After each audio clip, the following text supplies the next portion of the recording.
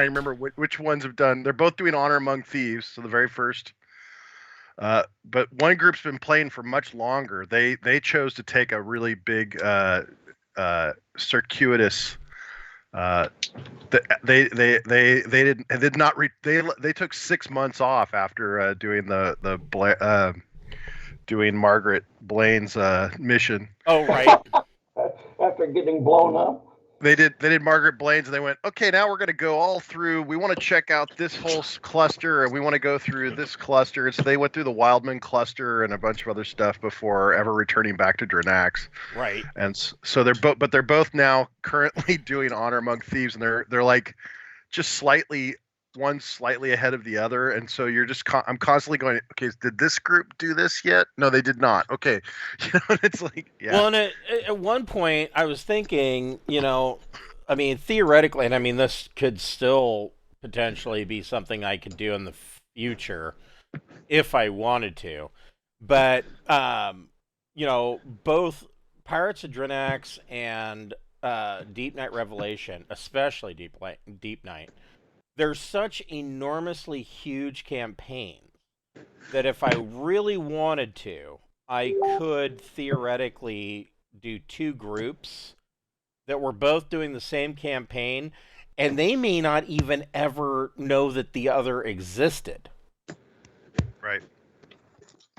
I mean, in Deep Night Revelation, you might know that there was another group on the ship, and you might read about their exploits, through reports and whatnot, or they might be, Team B.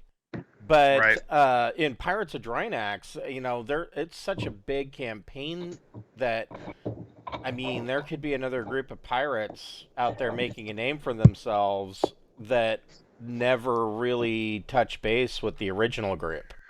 So yeah, I mean, it's one of those things where honestly, there's enough material that I could spend 6 to 9 months just in that Wildman cluster. Oh yeah, and not ever leave that. And so it's our Pirates of Drinax group would take the other Pirates of Drinax group and sell them off for ransom. Right. Maybe, right? What yeah. the fuck we would do? I would shoot them. Right. Yeah. I didn't want to hurt it too much, so I would just use my players. I was cracking up. I was cracking up Wednesday night because Glenn has joined our Pirates of Drinax group, and they're pretty horrific. I've listened in. That's a brutal group. The funny thing about that is that Glenn joins, and they take a subsidized luxury liner, and Glenn's like chomping at the bit, and he keeps asking Cameron. He's like, "Hey, Captain, can I shoot somebody?" And she's like, "No, they surrendered." So she kept saying no, and he's like, "They talk back to you. Can I shoot him?" I can only imagine. Glenn's like, "Well, everybody said that this was a really super bloodthirsty group, and we haven't killed anybody yet. What's going on?" I'm gonna contribute to this bloodthirsty group. Right. You were on the ship for 10 fucking weeks. If you wanted to started pushing stewards out the airlock, I don't give a fuck. There's and I got no ransom value. I got to thinking whatsoever. about that too, because you guys had jumped that luxury liner, and I'm like, so you two were sitting on the subsidized liner and going through a fleet jump with the Rorix, and I'm like, who had the better deal of that? Because you guys were sitting around a jacuzzis, you had an open bar, you had a swimming pool, high staterooms, and no wonder you're enjoying Avenue 5. Yeah. Oh my God. So I've been watching Avenue 5. And I mean, there's only 2 seasons of that show, which I personally think is a crime. But I only saw the first. I need to see the second. The second season so far, I'm about four episodes in. I will say that the second season is not nearly as good as the first. But the first season, that episode where the oxygen sensor goes off, is probably the funniest thing that I've seen since most Monty Python sketches. I mean, absolutely hilarious. I love how the corporate assistant, who is just, so nihilistic, every time the beep goes off, she starts to giggle. And they think there's an oxygen leak. And my personal favorite is when, because have nothing better to do. And Judd, the owner of the corporation, comes up with the idea of shooting confetti and sequins into the ring of feces that is orbiting around the ship, and then hitting it with lasers to light it up. And when they finally all see it, and everybody's like, "Oh my God, it's beautiful!" And the one guy says, he says, he took the most disgusting thing imaginable and turned it into a kaleidoscope of butt truffles, and I about peed my pants. I was just dying. Yeah, no, that episode. It just seemed to me to be a real tribute to Douglas Adams. Oh, it totally was. Yeah, it was a love letter to Douglas Adams. But yeah, I can't imagine anybody not finding that show hilarious because it was absolutely absurd. Yeah, I liked it when they found the real crew. Yes, yeah, yes, yeah. Oh, you are shitting me. Crew is this tiny little under the floorboard. Yeah. The real crew. If you watch any of those YouTube videos of people that work cruise lines, you understand how true that really is. Right. Yeah. Right. Oh my God! I can see Chris. I know we have working video. So yeah, evidently. So here's what happened. Evidently, when I went to look this up, they were like, "We are aware that there's a problem," and then they said, "Well, which video are you using?" And they have a page set up for all these people that are having problems. And there's basically two options. There is integrated video, and then there's legacy. Well, evidently, they no longer support legacy. But even to the pro users, which I am, there was no email sent. I know because I checked. No email was sent out to say, hey, we're not supporting this mode anymore. There's no warning about this. They just stopped supporting it. So their response, when you click on that, when you tell them, oh, I'm using legacy, oh, well, we're not supporting that anymore. You need to switch over to integrated. And see if that works, and then send us a support ticket if it's not working. They merged somehow with DriveThruRPG. Yes, they did. Yeah. Yes, they did. Did they buy DriveThru? Is that what happened, or was it vice versa? No, it was an actual merger. Oh, okay. It was an actual merger, and I think the goal of that was so that, well, I mean, it's a win-win for both of them. Are they hoping to integrate Roll20 DriveThruRPG's content then to Roll20? They already have. So you can buy stuff on DriveThru or through the Roll20 store that has PDFs, and it will automatically integrate into your. Wow. In fact, I don't know if I did it with this game. I mean, the only reason I even know is that I bought something through DriveThruRPG, and the bill came back saying that I paid Roll20, and I'm going, wait a minute, I didn't pay Roll20, I paid DriveThru. What are you talking about? Right, and I had a lot of questions about that with my publisher rep because I had some questions about the books that I had printed, and I sent in a request about information about them, and the response came back from @roll20.net, and I'm like, wait a minute. Did I email the wrong people? What's going on? Why are you talking to me? But no, yeah, they merged. It's probably pretty smart. I mean, Foundry's gaining so much momentum, and they're flush with COVID cash. So yeah, yeah, and in fact, that's really weird. And with D&D's next move clearly being their own virtual tabletop rather than Roll20, because right now Roll20 works really, really well with 5th edition, but it may not work that well with the next edition. And so so I've actually integrated a couple of PDFs for this campaign. Unfortunately, they're not showing up under PDFs when I go to the journal. They're just coming up at the top, but there's some stuff here like standard issue equipment, a map of the voyage, the deck plans for Revelation. Those are all PDFs that can be opened, but yeah. Sure. Yeah, I mean, I've uploaded a ton of stuff myself that are PDFs and things like that. But I didn't know if those were coming directly over, whether you're now gonna be able to buy things through Drive-Thru RPG, if it goes to the roll. Anyway, it'll be interesting to see how it works with the marketplace. Yeah. But I think it's smart because frankly, with Foundry being a community programmed, they can never keep up with improvements that Foundry are going to be making because you can't crowdsource improvements the way Foundry is, and their on-staff programmers won't be able to keep up. I mean, yeah, Foundry has some other issues too. Compared to Roll20, I have found that Foundry is just a little bit too constrictive and kludgy.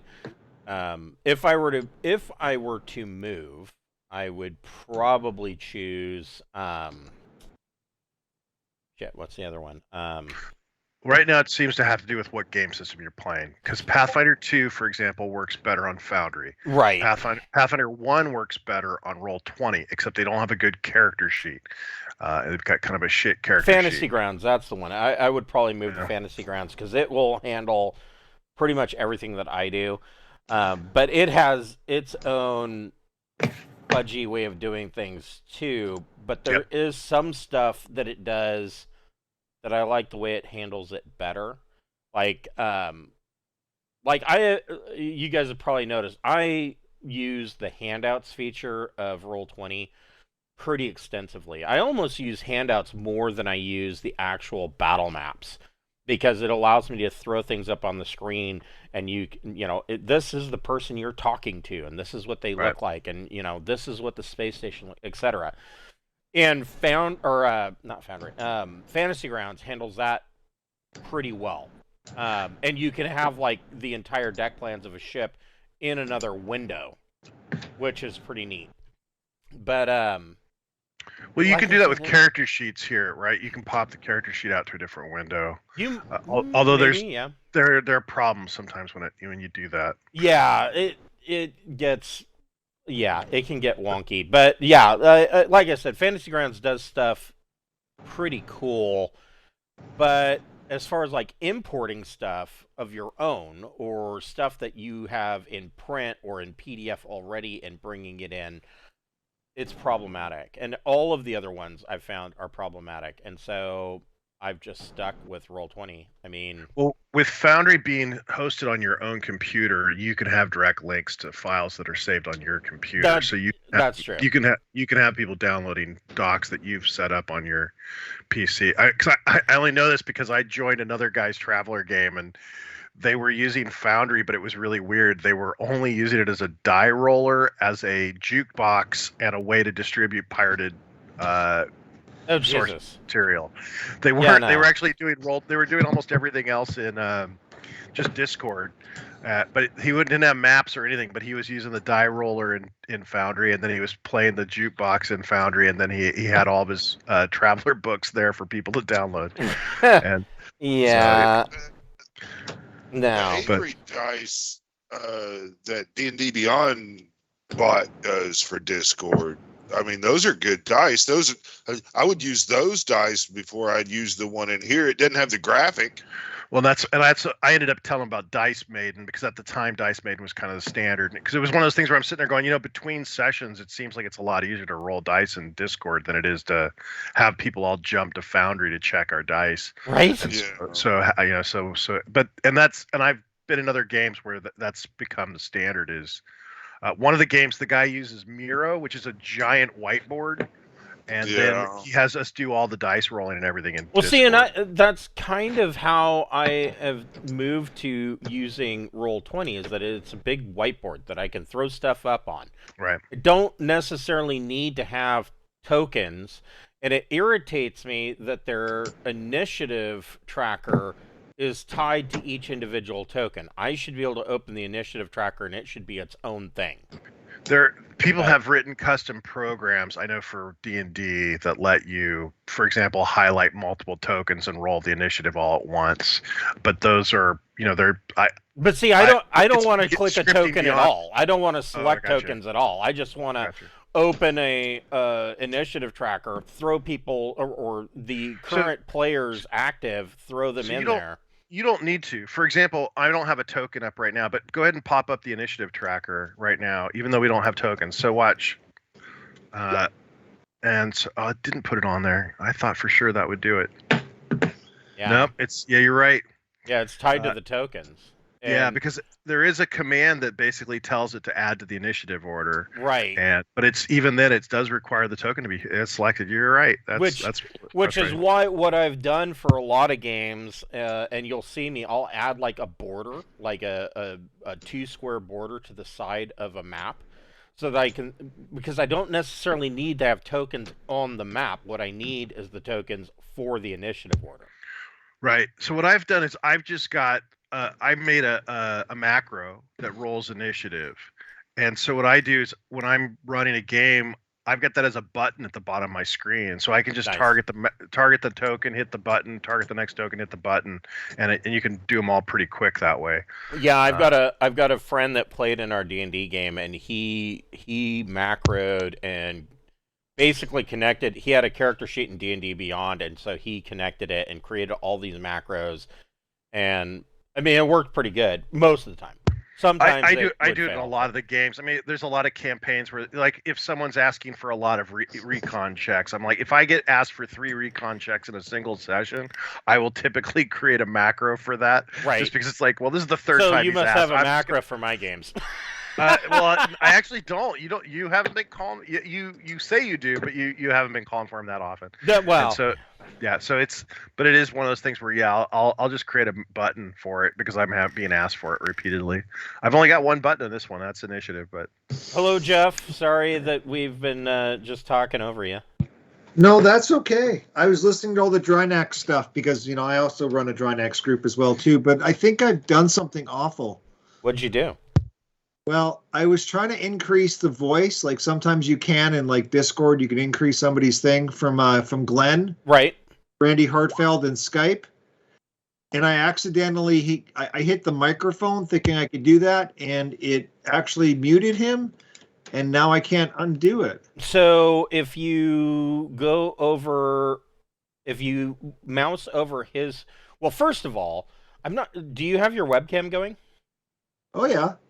So you may have the same problem that I had. If you go into the upper right-hand corner and click your settings, your little gear icon. Yep. And then go under audio and video.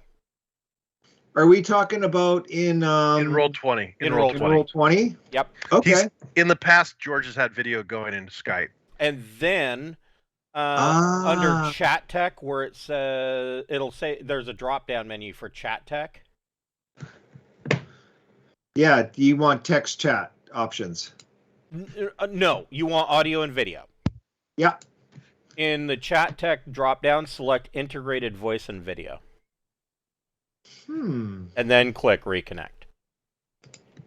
Evidently, they're not supporting the legacy option anymore. And so far, that has seemed to have solved the problem for most of it. Yeah, so I've got video, and video is how mine's set up. Others can see video, and I can see video in Roll20. And then Skype is all my audio. Right, and then Skype. So you muted him in Skype, is what you're saying. Yep. You're talking about Randy? Yep. I think he muted himself. Randy, are you muted? Yep, I don't hear you. No, I hit the mute button. Like I had control over Skype. I was trying to increase his voice. See, now I can see George. I just assumed he hit the mute button. I think he did because he is now. I can't hear him either. It's not just you. I saw his mouth moving. Oh yeah, he's there all right. Yeah, he's put the mic down. I mean, he's not. Yep, nothing yet. So I went under participants. Uh-huh. The little 3 dots on the bottom right-hand side of the screen. There he is. Now he's not muted. Can you hear me? Yes, there you are. Yep. I had to select unmute. There, yep, that will usually do it. Yeah. Well, that was annoying. I think that was my fault. I like to apologize. Only sort of. Some IT guy I am. Fuck. So, Gabriel won't be. I remember using computers back in 1970. Gabriel won't be joining us tonight, so no Jack. I guess he says he's out for tonight and tomorrow's game. I don't know exactly what's going on. But anyways, welcome to Deepnight Revelation. We'll be picking up where we left off last week. These guys were where we left off last week. You guys had gone back to the ship, kind of to gather and collect yourselves before deciding which direction to go off and investigate where possible survivors are. If I remember correctly, you guys were thinking that going and collecting the air raft would be best, and probably taking the leftover ATV that was left on the grounds rather than driving your, driving Randy's Jeep out there. Now that we have the infrared lights and the yes, and you've got ultraviolet lights hooked up to your helmets. All UV lights and flamethrowers. And a flamer. So we'll give that car a good inspection before we climb into it and make sure it's clear. And right before we take off into this insane adventure, I would like to thank a friend of the Greenwater Guildhall. But none of these are sponsorships or partnerships of any kind. They're just products that we really like. Tonight, we would like to thank Fatal Beard Company. Fatal Beard Company makes fantastic beard balms, butters, oils, co-wash, beard conditioner. They've got a deodorant. They've got a spray-on cologne. All of their spray-on scents, all of their scent profiles are different fantasy characters. Tonight, I'm still working my way through my holiday scents. I am wearing the Caroler, which it smells of like a spiced bread pudding, which probably doesn't sound that good when I say it, but it's actually quite good. But they have many scents. One of my favorites, if you like a cologne-based scent, it's very light, I like the Hero. But they have a ton of different scents, and I'm sure you'll find one that you like. Just go to fablebeardco.com, create an account. They do have a buy one, get one free option for new accounts. So create your account, and then you can put 2 beard oils into your cart. And if you use the code FIRST in all capital letters when checking out, you will get that second beard oil for free. Do they do mustache wax? I don't think they do, but if you're looking for something with a little bit of hold, I would recommend their balm. So I use right now, what I have is I have a tin of the Hero beard balm, and it's got a very light cologne scent to it, and it's got some pretty good hold. I have an issue with my beard that and it irritates the shit out of me. I have OCD to the point where I really, really like straight lines, and I don't like stuff sticking out all over the place. And so I'm constantly every morning going, oh, where is it? And I'll clip off little ends that are sticking out. And the beard balm actually really helps with that, because it will form it how you want it. And then if you go over it with a comb or a brush, it will stay that way. And they say, you can apply it, 2 to 3 times a day. I don't need to do it more than once. It's good. So I highly recommend it. I mean, I've been using them for 2 years now, and they are amazing. I love them. And I haven't found a scent yet that I put on and thought was obnoxious. They're all really good scents. There are some that are lighter than others, but I haven't found one yet that was offensive in any way. And my wife likes them, so I mean, that's what matters. That's really what matters, right? If you are enjoying our Deep Night Revelation campaign, we do have a website via Obsidian Portal. The link is in the description down below. Go ahead and click on that, and it will bring up our page. We do have the adventure log written in the manner of news articles, basically stuff that is coming in from the outside about the exploits of the adventurers and the region. It won't necessarily always be about the adventurers. It could be about extraneous stuff going on. But it will always have something to do with what's happening in the game. They may not know it, but it'll be there. Feel free to sprinkle in a Pirates of Dranax atrocity or two if it's good. If it's good enough. Oh yeah, there's going to be some crossover. I spent the last week actually prepping the next legs of your journey, and there is going to be some crossover there. So be prepared for that, and that may show up in the news as well. But if you like what you see, please go to the front page and give us a thumbs up. We do like to see those fan likes, and we hope you enjoy the content. Also, if you look in the description down below, there is a link to the Braunhaven campaign setting that is available on DriveThruRPG, and we are playing that game on Saturdays at noon PST. And we're adding in, we're kind of adding in some alternate rules as we go, and we're going to be, this week we are going to be adding our new alternate what happens at 0 hit points, alternate death rules. And I have spent the past couple of weeks going over tons of house rules on the internet, and wilderness survival guide, and a whole bunch of stuff, to where I have come up with some house rules that I think will actually solve the meat grinder issue, because we've got characters dropping like flies.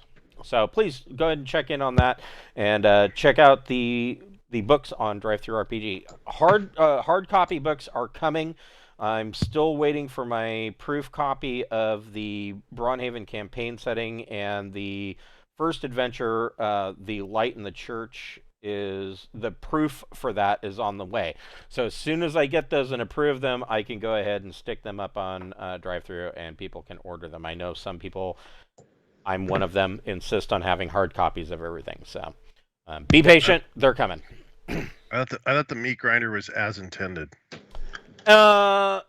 It's funny you say that, because it was. To me, it was. Well, I've lost both my characters, and I have supported the meat grinder attitude. You have. Points being death. I have my ideas to adjust and get better, not cry because my character died. You have been a champ. So, like, I one of the problems, probably one of the biggest issues I've had with 5th edition all these years is that the characters are nearly immortal. And so once you hit 4th level, you're pretty safe. Yeah, well, shit, probably you hit 2nd level and you're pretty safe. I think once you hit 2nd level, you're pretty safe. Right. You know, for my OSE rules, because I had the same issue with you, is the whole I don't want to be a meat grinder, and I tried to be fair. I made it pretty simple. You get to 0 hit points, you get to make your death save. So whatever your character's death save is, you get to roll on that. And if you make it, I went a little deeper than that. You're just bleeding. Yeah, I went a little deeper than that. I did. You get a death save at 0. If you fail, you're dead. If you succeed, you're at 0 hit points and you're unconscious, and you will bleed out D3 con points every round. And at 0 con, you die. But during that time, the other characters have a chance to save you. They can either do healing healing magic, or they can make an int check with bandages to staunch the bleeding, in which case, if you're still below 0 hit points and you're in a coma, etc. But once the bleeding's staunched, then you can start doing normal healing, and until you are at 1 hit point, you are in a coma. But if they don't use clean bandages, let's say that they don't have any they didn't buy any bandages, they're 1 silver piece or 12. If they didn't buy any bandages and they just, I'll just tear off part of my shirt and the fighter's covered in blood and viscera, he tears off his shirt and he binds it up. Yeah, that staunches the bleeding, but now you have a chance of getting infection. And so every day you have to make a con check at your negative con in order to stave off infection. And for every time that you fail your con check, you have each day that you fail that con check, it's an additional. Day 1 is 1 in 6 chance. Day 2 that you fail, 2 in 6 chance. Day 3. So it gets worse and worse. No, Jesus, I'm not going that far into it. I'm just like, you fail, you're dead. Well, I also put in the splintered shield rule that if you are using a shield and you fail or you succeed on your death save, that instead of all of that, it splinters your shield, knocks you unconscious. But the problem with that is that the next turn, your foe has a +4 opportunity to coup de grace you with maximum damage, which gives somebody else in the party the chance to do the, I'm Aragorn, I'll save you, and come in and kill the guy before he finishes you off, so to speak. So, yeah, no, I came up with a whole alternate rule system. But I mean, let's face it, if you fail that first death save, you're still dead. And then even if you don't, it's a little bit more realistic. It's funny because I extrapolated those rules from Wilderness Survival Guide. So they don't specifically state them as rules, but there's a lot of stuff like the bandages and the bleeding out and the infection that it's heavily, heavily implied that people were playing this way. So I just, took that and made it. Anyways. Enough about OSE. We will get back to what we are doing is killing people in that book. Killing people in the far future. So you guys are on the Rift Hauler, and you have created, I forget how many of those. Hey, Bocephus, how many of those? Flamethrowers, and well, I know that you made everybody their helmets have 1 ultraviolet light. How many of those flamethrowers did you make? I've made 1. Okay, that's all I had time for. That's right. You made 1 flamer with a 50-round mag. Mm-hmm. That's right, and I've given that to somebody in the group. I think I originally handed it to Jack. Right. But if he's not here, necessity kind of dictates that someone else might tote that fucker. It's a heavy weapon. Yeah, it is. Does anybody else have heavy weapons? No. What about George? Unlikely. Probably not. JT, do you have heavy weapons? Oh, no. I don't even, not even close. George has slug 1. You pretty much have to go army to get them, unless somebody'd spend XP on them. So none of us have gone that route in terms of careers. So, well, I mean, worst comes worst is it's a -3 to use it, but I mean it's flamethrower, so and it's got blast 5, so. You'll still get 0, right? Is that what you just said? It's -3. Oh, if you don't have heavy weapons, it's -3. Oh, wow. Yeah, untrained in a skill is brutal. Well, I thought it might go in with you can use energy weapons if you're doing. So I guess it's a totally different category, though. Right. Yeah. But I mean, if you ever saw, I think it was Support Your Local Sheriff. It was an old Western movie with James Garner. But there was a guy who couldn't hit the broadside of a barn with a pistol, and so they just saw off a shotgun and saw the stock off, and they have a holster handmade for it. Yeah, because it's a double-barreled shotgun in a holster. How can you miss with a double-barreled shotgun? And so I can't remember if anybody had Jack of all trades. Somebody might have that. Yeah, if somebody's got Jack of all trades, I mean that subtracts from that -3. Not me. That -3. Yeah. I don't. You don't have quite as big a penalty. No, but anyway, I mean,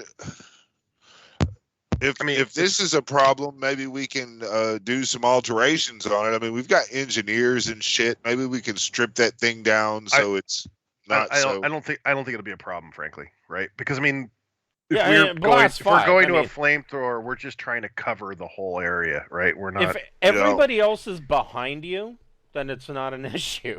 I mean, well, I just want to, I'll carry around a Bic lighter and a hairspray can. That's what I said. That's what I said. I mean, how hard is it to make a flamethrower? So you guys have. I'm just gonna put magnesium and sodium pellets in my shotgun. Right. Well, and didn't Randolph? Randolph suggested that. Well, weren't you working on that? Yes, I said in the thing I was working on that. What did you? We didn't draw anything on it. Make a.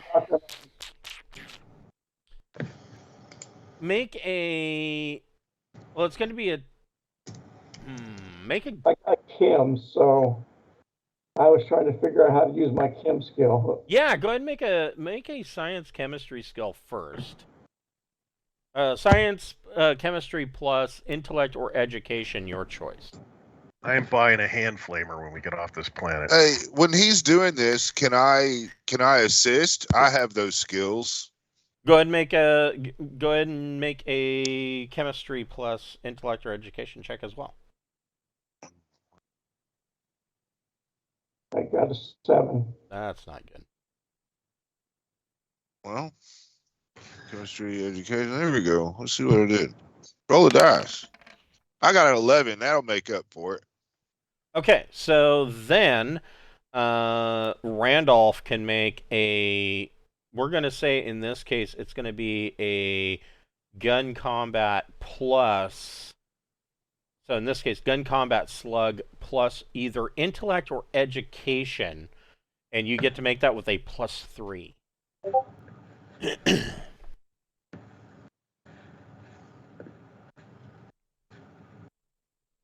When we finally join this big ship, everybody's going to wonder why our crew all is carrying flame rifles.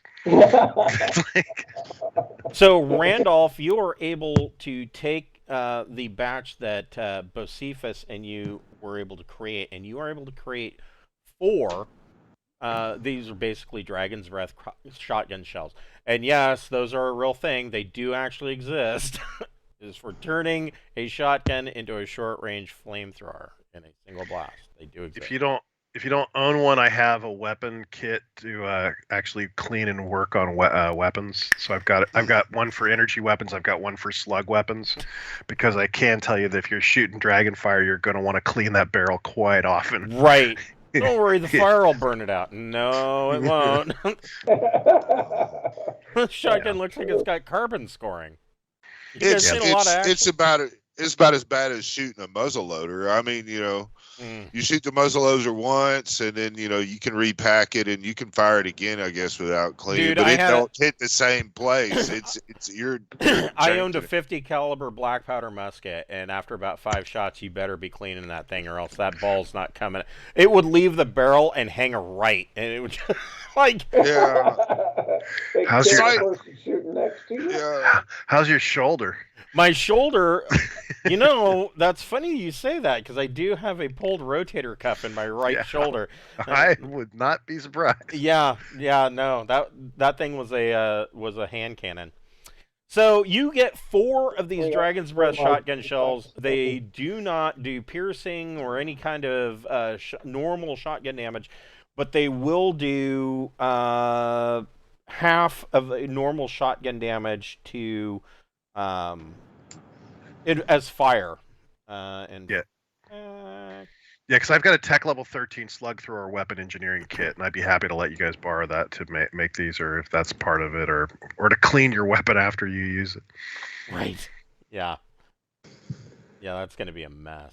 It's okay. I used Eastern Bloc weapons, so my 9mm auto pistols are fine. You have to clean like 1,000 rounds. Eastern Bloc, it probably jams every 3rd round.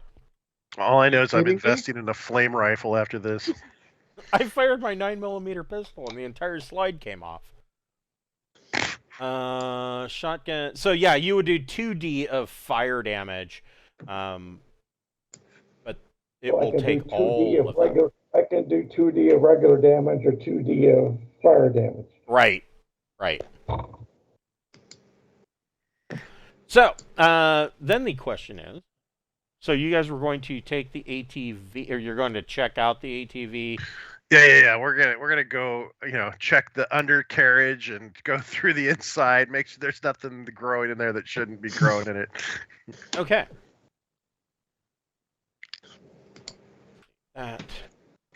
Get the UV lights on, and give it a good, thorough inspection. The crawlies fall off. A good look over. Let's see.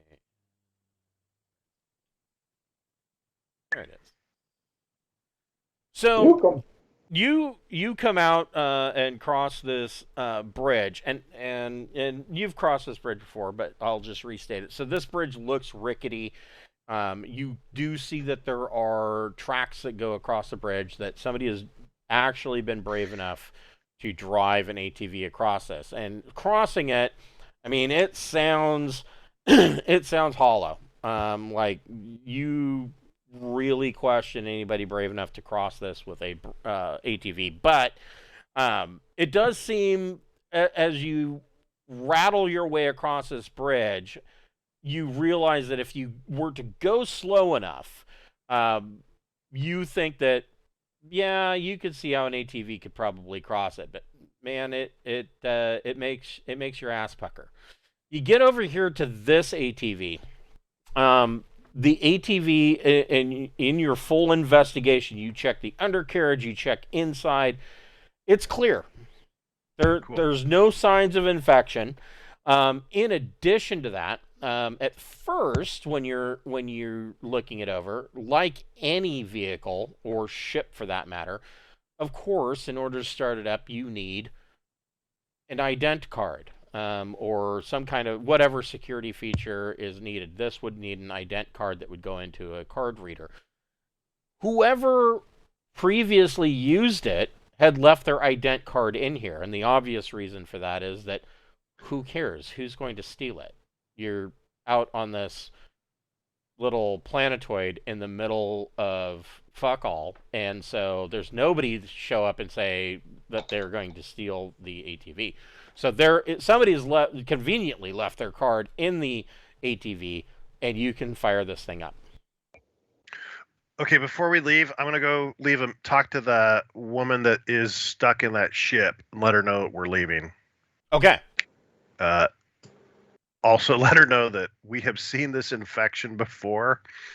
Do not let anyone into your ship whatsoever, and do not exit your ship whatsoever. Until we return, or until this is bad news. Here she is.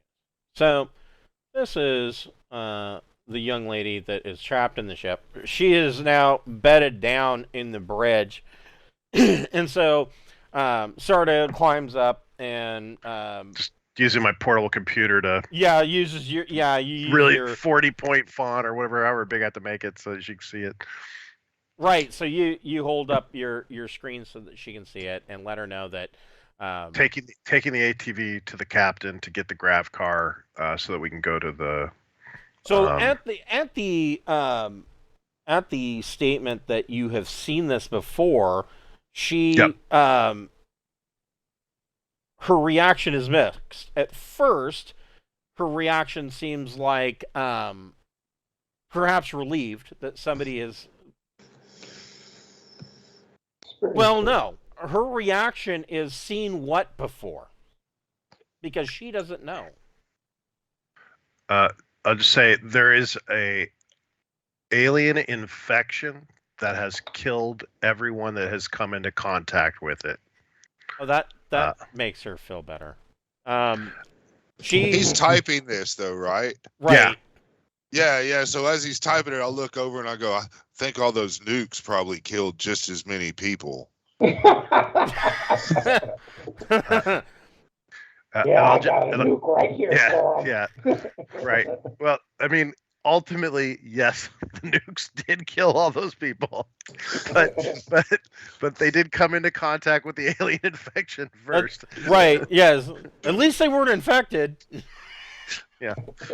Yeah. So as a result, if I know you're locked in there, but if something changes between when we leave and we return, and somehow you're able to get the ship open, do not take your vac suit off.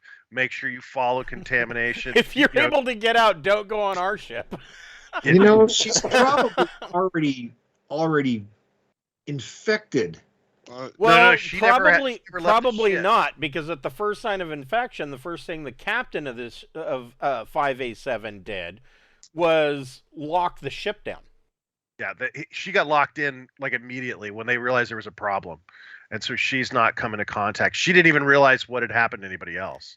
So yeah, so she's been here for a while. So if you I mean, you guys have had a similar situation with this. Is that the captain had a similar, according to the way she told you, a similar reaction to the way Guns handled it on Endeavor. Was like, nope, nobody's going anywhere. I'm locking the ship down. I'm sorry, you're stuck inside. You've got food and there's low berths. Deal with it. And when it's safe, I'll come back and get you out. Well, he never returned. Yeah, so I just want to reiterate that it is definitely not safe. There is an infection that has caused everyone to come in contact with it to die. Maintain the integrity of your ship if you can. And not only that, but she's been in here for a week. She's not showing any signs of infection. I mean, it's got to be far longer than a week. We were sent here because the ship didn't respond. So, I mean, that means at least 2 or 3 weeks of... Well, right? and you haven't been able to directly interact with her other than through a window. Right. You haven't seen any physical signs of the infection. It would be, I guess, hard to determine, and you don't know her. You don't know whether she's, acting bitchy because she's feeling under the weather or whatnot. But she hasn't made any...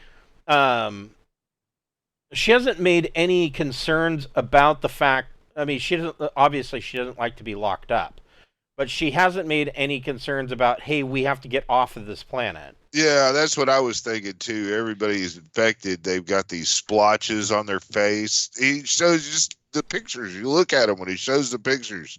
Well, their face is all fucked up every time. Most of them all were compelled to do something too. If you recall, I mean, every single one of them was insisting on doing something stupid. And she's made no attempts really to get off the ship. And every single person that you've ever seen who showed a sign of infection, the first thing that they would tell people when they had contact with them was, "I need to get out of here. I need to go. Where are the people? I need to go where there's people." And she has made no sign of that. She's just ecstatic that there's somebody else here and that there's a light at the end of the tunnel. And we're taking Jack, who will be carrying, I guess, the flamethrower in case we say, Jack, catch that shit on fire. Yeah, we can. Is that what's going on? Yeah, you can do that. That's fine. And we'll I may be speaking out of my ass for this party, but we'll have a gentleman's agreement, not even to call for the flamethrower to go on unless, like, we really just want to burn up a whole building and leave it go. You know what I mean? It's just a really good way to start big, fast fires. Yeah, I just wanted to know that we're planning on going to the captain, hopefully getting the air raft, and then going to the observatory using that air raft. Okay. We need to get the captain's code and all that shit. So, I mean... we don't want to take this ship back. We need it. Yeah. Yeah. So if we're trying to unlock it and get Homegirl out, I mean, that's. Well, I think we want to take her ship back. I think ideally we want to take both ships back, right? They're going to want to recover their assets. Bocephus, make a medic plus education or intellect check. Or you can make a science... Actually, no. It would be a science, biology plus intellect or education check. Science, biology... Plus intellect or education. All right. So, but no medic, right? Right. Yeah. You got me. All right. Well, I always want to use that medic skill, but I'll use a 12. How about that? Yeah. So, Sarda... is sick. No, Sarda. We're gonna cut your head off. No. All right. Sarda, You can make a intellect check, but you get a +4 to that roll.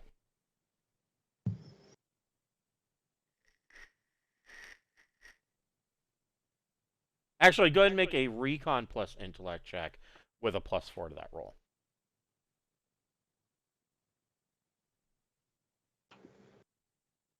Yeah, I just screwed up your macro. Okay. So with an 11, Sarda, you realize this ship probably can't go back. Did I go mute, or did everybody go mute? No, I can hear you. Why wouldn't it be able to go back? So the reason why you realize that is that, so like you said, your worry was that she was infected. She does not appear to be infected to you. She's not exhibiting any signs, at least through the window. But that doesn't mean that there's no infection on the ship. And as we discussed last week, even if you were to flood the inside of the ship with ultraviolet light, there are all these little nooks and crannies that will forever be hidden in shadow that couldn't be hit by ultraviolet light. And so this ship really can't go back. So but if that's the case, it wouldn't be in the crew quarters. Otherwise, she'd have been infected. Not necessarily. I mean, you guys haven't had to deal with an infection yet, but I can tell you there are a number of roles that go into that. So far, she is not exhibiting to any signs to you through the glass steel of the windows that she's infected. You haven't been able to go over with a scanner or anything like that, a metascanner, which is not going to penetrate the hull. You would have to actually be there in person to penetrate her. No, that's not what I meant. You would actually have to, you'd have to, you run her over with a metascanner and check her out to make sure that she is not infected. But so with that being the case, Bocephus, do you recommend that she locks herself in the low berth? She'd have to travel to the low berth, and if she's just staying right here in this area, she's through the window, you can see that she's set up like a sleeping bag and whatnot. She's sleeping on the bridge. Yeah, but she's getting food and water and things like that from other areas of the ship, and ostensibly. Ask her how much she's traveling around the ship. Since you guys showed up, she made one trip to the galley, and she's been hold on here. There you go. There you can see through the window that there are a number of empty packages of butternut curry and other ship's rations laying around the bridge. So she brought a store with her, and there's seen any funguses or any of the telltale signs, the little creepy things or any of that? She hasn't seen any, but that doesn't mean that there aren't any. I mean, these spores. Could be in the cargo bay. It could be in other areas of the ship. Right. There could be multiple spores sitting in the ventilation shaft that haven't gone. That's anywhere. My thinking is that if she's going to other areas of the ship to use the restroom, or she's going to take showers, she should probably go to a low berth and put herself in there, and we will take precautions to try to get her out. I know there's a medical role to unfreeze somebody. How difficult is it to seal yourself in a low? I don't know how. Well, to seal yourself in isn't really that difficult. It's the getting out thing. And if she knows that you have a doctor, she's not going to be overly concerned about that. Her concern with doing that initially was that she doesn't know that there's no way of knowing whether she's going to be in there for a week or the next 30 years, and then whoever finds her is going to unfreeze her, and she might die because they're not a doctor. So given this information, I think consulting Bocephus as a doctor, I think, we should try to recommend that she, say that there is a chance that the spores are on your ship. It doesn't sound like you're infected at the moment, but they can be airborne. And so you may want to seal yourself in low berth. We have a doctor with us that is highly trained. He can get you out of the low berth once we've returned. But there's a chance you'll get infected just walking around, using restrooms, drinking water. And I'm going to let her make the decision. I'm not trying to overly persuade her. It's just sort of I'm trying to. I'm not going for a role here. I don't really care one way or another. She does. She's probably going to be dead if she doesn't. But who knows? The Imperium may decide to destroy her anyway. Go ahead and make a contaminate that ship. Go ahead and make a persuasion plus charm check. All right. You're going to want to get a 10 plus. Yeah, I don't have that. Nope. When you put that on the screen and you hold it up, you can see like her face like drops and like kind of gets fearful, and she's like, which anybody who has been faced with having to go into being forced to go into low berth. I mean, even people who can't afford middle passage and have to go into low berth. It's not something you really ever want to do, and she's not excited about that. And keep in mind also that she is acting as the chief engineer. She's really only rated as a maintenance tech. As a maintenance tech, she at least knows how shitty low berths are, and so she's not really super excited about that idea. She would rather wait it out. I'm just going to go, no worries. You seem to be clear for now. Hopefully that will continue. However, I will reiterate, every single person that has come into contact with these spores, and they are airborne, and they could be on your ship, is dead. So yeah. I'm gonna leave it at that. I'm not. Like I say, I really wasn't trying hard to persuade her. So now she's not gonna get a good night's sleep for the next, however long that's gonna be. 3 weeks. yeah, until you get back and get her out of here. Yeah. And so I think if we get her out of here. If you get her out of here. Yeah. At that point, I think we need to take off. So yeah, the last message that she puts up on the screen is, "Please come back," and it's please come back, and then she just gives you a thumbs up, and you guys head over and you check out this ATV, and you head off towards the direction of where this air raft went. Now, I don't have a map for this. Does anyone actually have navigation? I don't. I don't think I have it. I'm realizing I probably need to pick it up with experience. No. I mean, we've made a map and we know what direction it is, but technically none of us have navigation. So look, I'm an excellent air raft pilot. I actually have Grav 2. Yeah. Well, that's good. But I don't know where I'm going. So there you go. I was kind of frustrated when I realized. Well, I know that you said the comms registered. Maybe we can. Well, you guys had picked up on a scanner where this. You picked up two things. You picked up, the first thing is that on the way to this, the first thing that you picked up was this, the other ATV. Right. It is 55 kilometers. And you picked that up on your magnetic anomaly detector.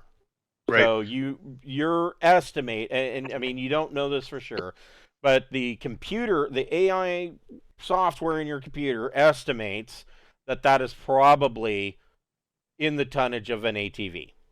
So that's likely where the second ATV is. Further to the northwest of that, you did pick up, or you didn't pick up, you sent a comm signal and you registered, your computer registered that it was received, but there was no response.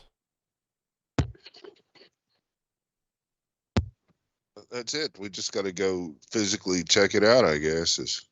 Right. By the way, I have wheeled driver. So I guess Randolph's driving, unless anybody else has drive wheeled. I do. Oh. Well. Randolph, what is your wheel skill? 0. Okay, I've got drive wheeled 1. George is driving. All right. That's what I am. I'm the driver. Okay, so George is drive driving. everything. So you guys peel out of here and on your This has been several hours. Is that correct? Since we've landed. Yes. I mean, all right. So that means my side points will have been back. Yes. All right. That's important information. So this is the ATV that you are driving. Cool. It is unarmed, but there is an observation turret that, for whatever reason, whoever wants to climb up into the turret can look around, and it actually rotates in the whole 9 yards. I've got recon. Anyone else have a good recon? I have recon 1. I would think that you would have access to sensors in the turret if you wanted them. You want me up there? I'm good with sensors. Then yeah. I'll just keep my eye out the window. I've got recon 3, so. Yeah. Let me on the sensors. My recon's mediocre. My sensors is really good. I'm rolling a 5 for that. Then do the sensors. Hell yeah. So you guys peel out of there in this ATV. George, make a drive wheeled plus dex check. 9. Actually, 10. Good. Excellent. 10. So the terrain gets a little bit rougher as you pull out of the camp. Not immediately out of the camp, but maybe about a kilometer out. You start to get some little bit rougher terrain. Not anything terrible for the most part.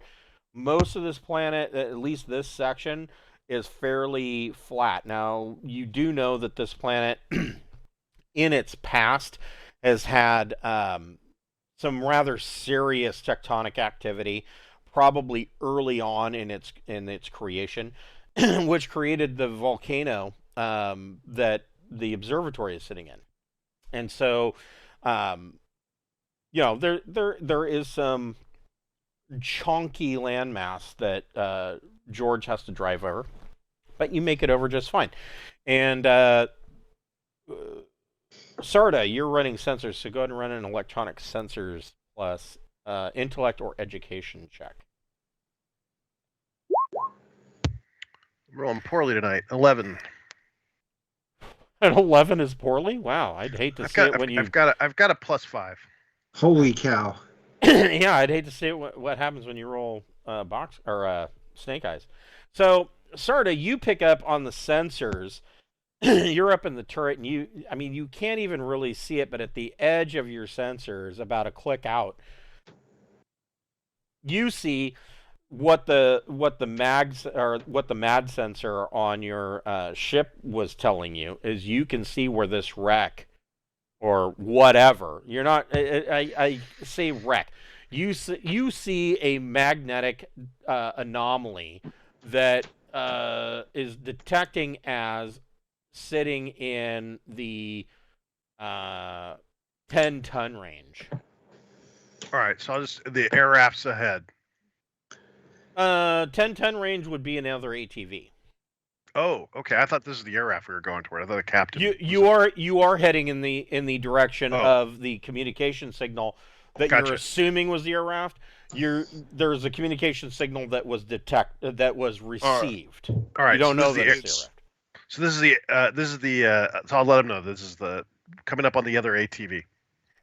So when we get out, make sure nobody looks at any hieroglyphic stuff on the wall. We got a report of dude looking at some crazy stuff and going ape shit after. Yeah, you've heard the story, the rumors that somebody read these glyphs and went blah, blah, and so lost their fucking mind. Yeah.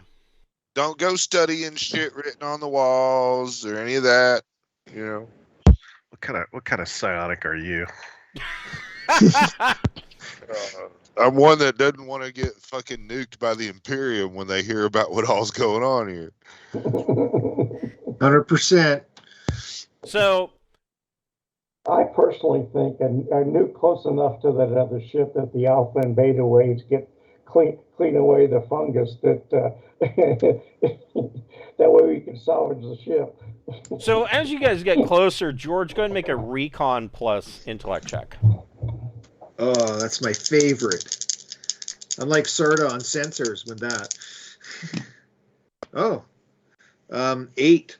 That's good enough. I rolled a 3. So after about another 10 minutes worth of driving, and you've slowed down a bit because the terrain is a little bit bumpy, you can see up ahead. So there looks like there is the ground kind of created a fissure, and then it looks like the ground, like a couple of plates fissured, and then maybe the collapse of the ground created like a really deep ditch rather than an actual crevasse into the core of the planet.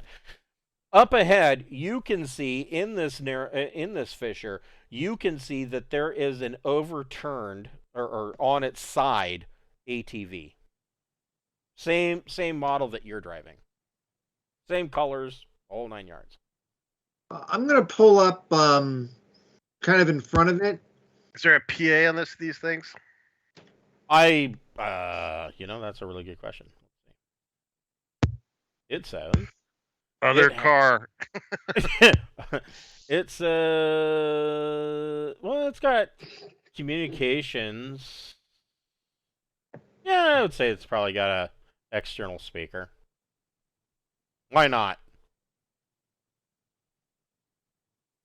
If that, you want to yell at it and see if there's anybody that can respond. You get no response. And also, your sensors are not detecting that there's any power signature coming from it. It seems like it's the reactor and it's completely powered down, or the batteries in it are completely powered down. Got it. Reactor. No, it's a nuclear powered motorhome. No.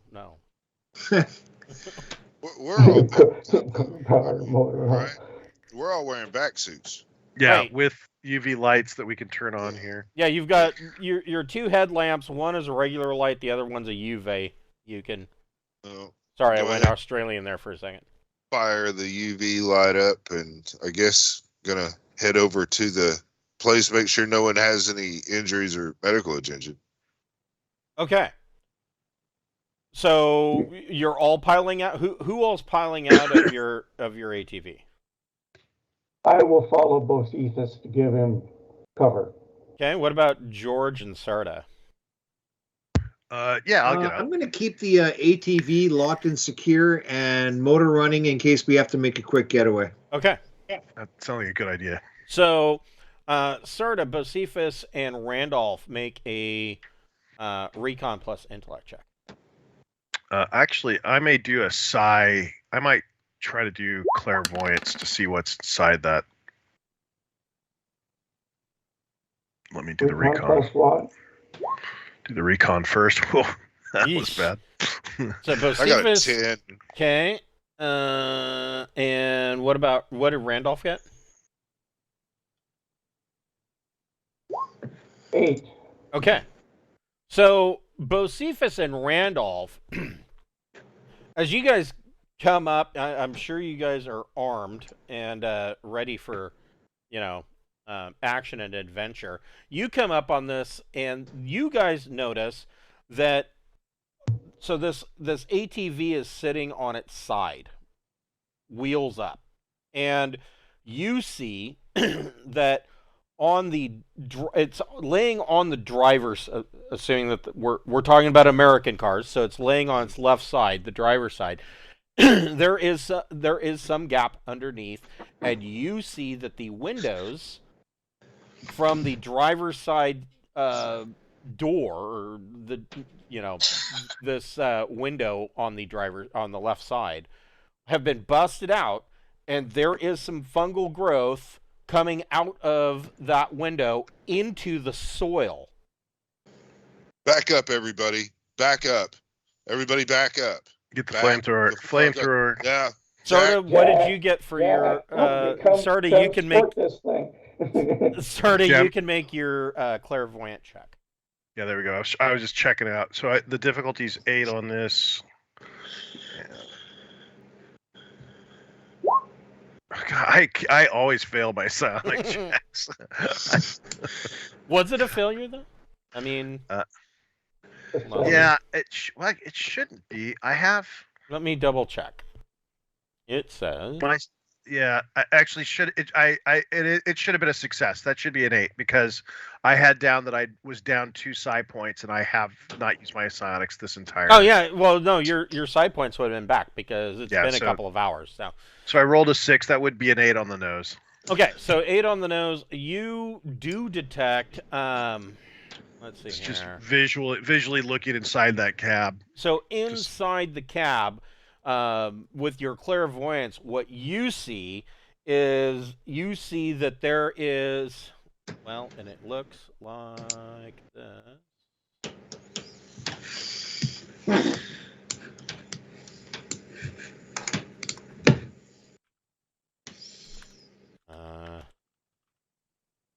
we go. It kind of looks like this in the cab. And okay. That's bad. So in the driver's seat mostly is what you're seeing here, and there are tendrils that have come out the driver's side, busted through the driver's side window, or the driver's side window was already busted from it rolling over, and have dug into the soil. But this mass, what you're seeing is, it doesn't look like what you saw on Endeavor. Right. This mass doesn't look healthy or vibrant, I guess. It doesn't look like it's doing well. It's not growing. Of it. And it's not, you're not seeing, there are tendrils coming off of it, but they're all withered and just hanging limply. They're not moving. All right, so I'll just say the driver is completely gone. There's just fungal growth in there, and it's not doing well. But it all needs to be burnt. Yeah. Both Cephas, make a science biology plus intellect or education check. Still just +2. I mean, it's probably looking for biological material. So on a 7, with the information that Sarda describes to you,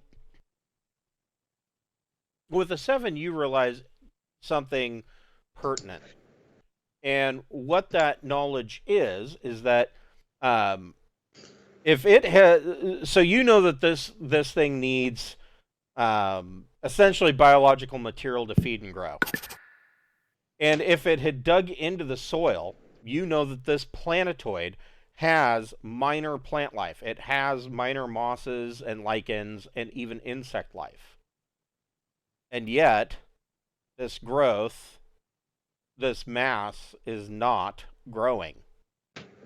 It is not thriving. It is not feeding. At least not enough for it to gain any larger mass. That's the only thing you can determine at this point.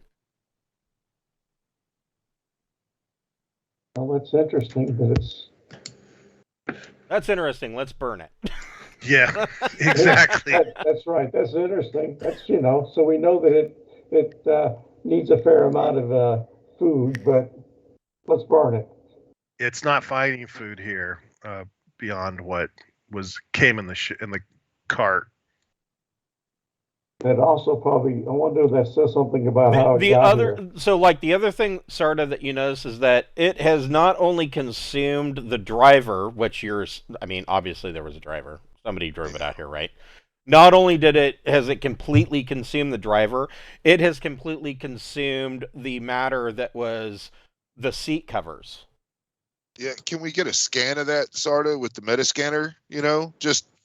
let's get some data real quick. You have to get real close with the med scanner. Right. Within 2 meters? I mean, it's got tendrils that are going to be whipping out for anything that comes close. It's going to be food. Well, the tendrils that you're seeing through clairvoyance are all withered and limp. But at the same time, I don't trust it not to create new ones if we get close. They look like over-steamed, really small asparagus. They're just hanging there.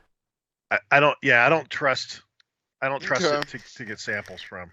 I didn't say samples. I mean, even scan.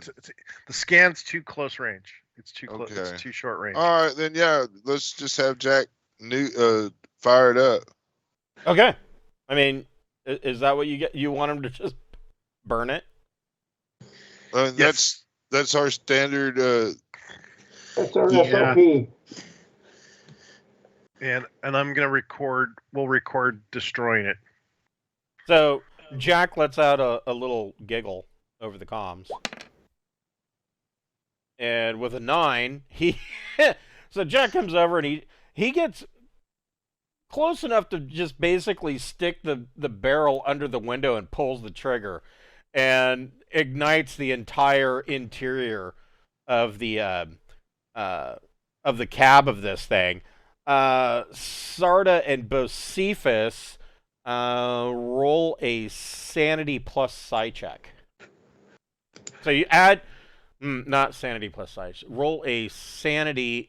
Just roll 2d6 and add sanity to it. Let's see what you get. All right, my sanity is 7, so 7. 8. Okay, so both of you make it, but you hear in a psionic, like telepathic, like echoing little scream as this thing burns and withers, as the inside of the cab of this thing lights on fire. I'm going to go ahead and put This is not good. This is not good.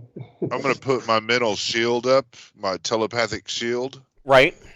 Yeah, I'm going to keep that up until I say different while we're here. Yeah, you just hear this. Ah! Yeah, I'm like, nope, don't want to hear it. I'll tell Sarda, if you have confidentially, I'll be like, if you've got a telepathic wall. It probably sounds like the distant echoing baby screams, that you would hear in a horror movie. That's what that sounds like, because that's kind of soothing. Echoing baby screams. It's kind of soothing. No, I don't have any protections. I don't have any protections like that. Oh yeah, so but you don't lose any. You don't lose any sanity over it. You both made your check. It's a little disconcerting. And of course, George and Randolph are probably looking out the window or looking at you guys, and George is looking out the window, and you guys are like, "What the fuck is this?" Yeah, you know what? I'm just watching out the window. I'm lighting a cigar. In your vac suit, you're lighting a cigar. What's that line from? He's got a hole cut in the faceplate. What's that line from? You know what? Screw that. I'm gonna hotbox my vac suit. There you go. He's got a special. You're like the sergeant from Aliens. Even with a helmet on, you're still chewing on the cigar. What's that quote from Thank You for Smoking, where they say, "We'll just we could come up with some sci-fi bullshit." Yeah, right. Yeah, So,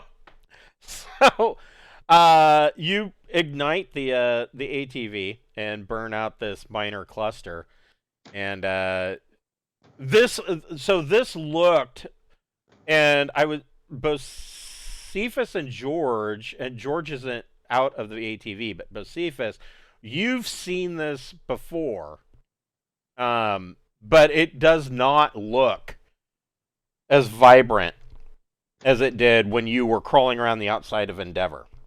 Like when you looked in that window on Endeavor, you saw that, that was a big cluster.